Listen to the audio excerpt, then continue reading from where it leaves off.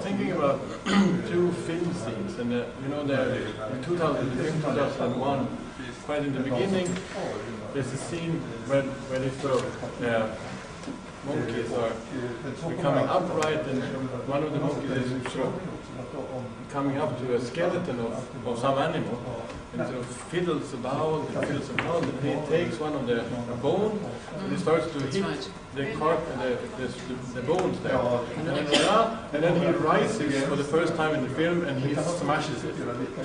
And the other one is from the film Pollock with Ed Harris, and there's a moment where he is hanging out in his studio, and the canvas, he has a canvas on the floor, and he's hanging out, and then he's smoking, and he's sort of putting something in the oven, is the fireplace, and then by accident one of the sticks is happening to end up in the paint, and he hangs out and smokes, and then all of a sudden it drops on the painting, and he sort of, the music goes up, and then there he is, he discovered it, so drop painting. Thinking about these two scenes, that what happens in the first scene, the 2001, is the introduction of language. So there's a tool, there's an instrument between the animal and the world, and I read that not as a hammer, but I read that as language. From there on, when there is language, there will always be an in or out, or pro or con, or you're beautiful and you are not, or this painting or whatever, right? And these opportunities of judgment are in many things. I mean, well done in my book is a way of how meat is done, and not how a book is written. Whereas well done, it's not my quality that I like. And we talk about 3 chords and the technique, and that is that actually quality, or is that a capacity of something? So it's a very complex landscape. If we wouldn't have, if language wouldn't have been made ours, or if we wouldn't have developed language as a tool, then of course, and then it's complicated to see if we develop language or language developed us, actually, right? But with language, we cannot not operate through these kinds of judgments. Sometimes we call them judgment, sometimes we call them quality, sometimes we call them something else, right? And the second thing is this, what Jackson, the differentiation of code. So, in painting, for example, then, there is a code up until Jackson Pollock. And that is a code that we say, in a painting, you can see some kind of figuration. Either it's, you buy a painting of Picasso because there's a beautiful woman. You buy a Mondrian because it's an amount of lines and whatever, but it's still a figuration.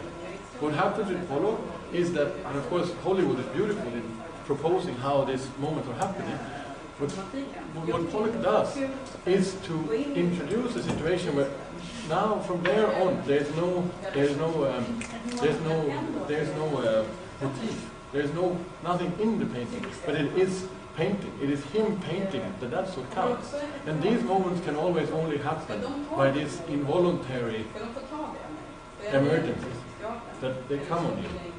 You can't prepare them. And that's what is very interesting with punk in this respect, is that punk was not there to change music. It was very interesting in here where you and us come together. As I see, punk was a marketing campaign for a clothing designer and for an event maker. And what happened was that it made a music. But we couldn't set off to say, let's make some new music, you and I. This is impossible, because we can always only operate within those these territories of code. But you're making you're making a very structuralist argument, saying simply, there's a predefined binary opposition to an in and out. Yes, language pre-existed us. We enter into language. That is the materials that we have to use. We still have the capacity to change that language as we use it. Otherwise, you're clearly just saying that we just have a set number of codes, and all we do is work from the outside. We work from the inside and the outside simultaneously. That's what makes language so fantastic. What makes the whole prospect of language something that can actually construct and drive forwards cultural processes. And if you simply have this kind of after the invention of then the language exists, then we can speak in a different way. That's not how, I don't think that's how human thought develops. No, I hope that you are correct. And of course I'm just using Hollywood in order to make imagery. But the question is then, so what do I do? What do we do? How do we come to, how do we introduce ourselves to situations where where code is becoming vulnerable, or where code is becoming weak, where new or recodings can happen, or where we are in weak territories, where new connections can take place. And this is, of course, exactly the work, as I see, that's the responsibility of the artist, is to continuously be on the hunt or be on the looking out for these opportunities that cannot be produced, but yet we have to produce, our work is to produce the possibilities for change, the possibilities for change. And as I see it, of my argument is definitely structural.